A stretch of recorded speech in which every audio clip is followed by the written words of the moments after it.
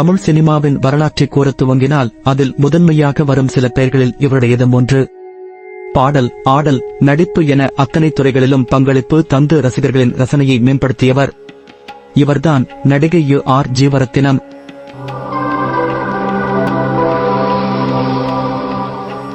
ஆயிரத்து 1927 செப்டம்பர் 14 ஈரோடு அருகில் உள்ள ஊஞ்சலூரில் பிறந்தார். இவருடைய தந்தை சுப்பிரமணியம் கிராம நிர்வாக அலுவலராக பணியாற்றியவர். தாயின் பெயர் குஞ்சம்மாள். சிறுவயதிலேயே நாடகம் மற்றும் வாய்ப்பாட்டில் ஈடுபாடு உள்ளவராக ஜீவரத்தினம் இருந்திருக்கிறார். அவர் கைலாச பாகவதர், குன்னக்குடி வெங்கட்ராமையர் போன்றோரிடம் பல ஆண்டுகள் முறையாக இசை பயிற்சி பெற்றவர்.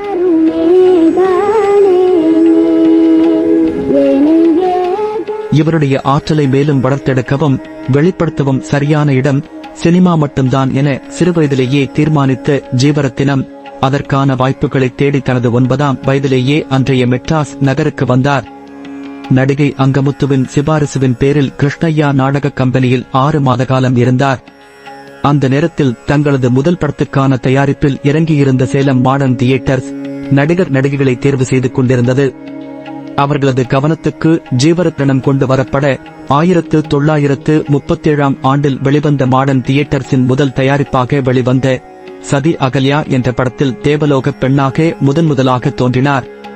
தொடர்ந்து 1940 வரை பத்மஜோதி, தாயுமானவர், சந்தனத்தேவன், ராகயோகம், சதி மகானந்தா, உத்தமபுத்திரன், சத்தியவாணி, பரசுராமர் போன்ற படங்களில் நடித்தார்.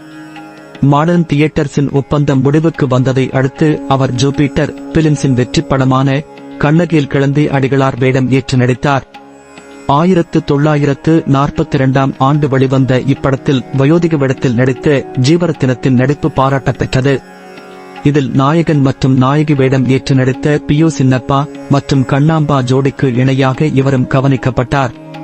1944 வெளிவந்த பூம்பாவை திரைப்படத்தில் ஜீவரத்தினத்தின் நடிப்பையும் பாட்டையும் எழுத்தாளர் கல்கி தனது கூர்மையான விமர்சனத்தில் புகழ்ந்துள்ளார். ஜீவரத்தினத்தின் அடுத்த பட வெற்றி வரை அவரது பெயரை பூம்பாவை என குறிப்பிட்டவர்களும் உண்டு. இதைத் தொடர்ந்து ஜெகதள பிரதாபனில் பியு சின்னப்பாவுக்கு ஜோடியானார். திருவாரூரில் கண்ணகி படத்தின் பொன்விழா கொண்டாடிய போது சுவாமி தினகர் ஜீவரத்தினத்துக்கு இசைக்குயில் என்ற பட்டம் அளித்தார்.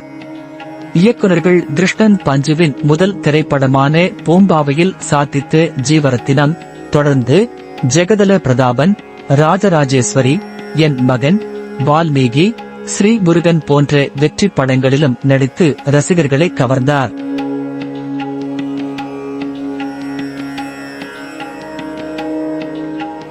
ஜூபிட்டர் பிலிம்ஸின் மேலாளர் டி.எஸ். வெங்கடசாமியை மணமுடித்த ஜீவரத்தினம் மெர்குரி பிலிம்ஸ் என்னும் பெயரில் பட நிறுவனத்தை தொடங்கி சில படங்களை தயாரித்தார். எம்.எஸ். விஸ்வநாதன், கண்ணதாசன் போன்றவர்களுக்கு முதல் வாய்ப்பு ஏற்படுத்தி தந்தவர்கள் இந்த வெங்கடசாமி ஜீவரத்தினம் தம்பதியினரே. இவர்களுக்கு 4 மகள்கள் மற்றும் 1 மகன். 1971 கணவர் இறந்ததும் ஜீவரத்தினம் ஒருவரே குடும்பத்தை சுமக்க வேண்டியிருந்தது.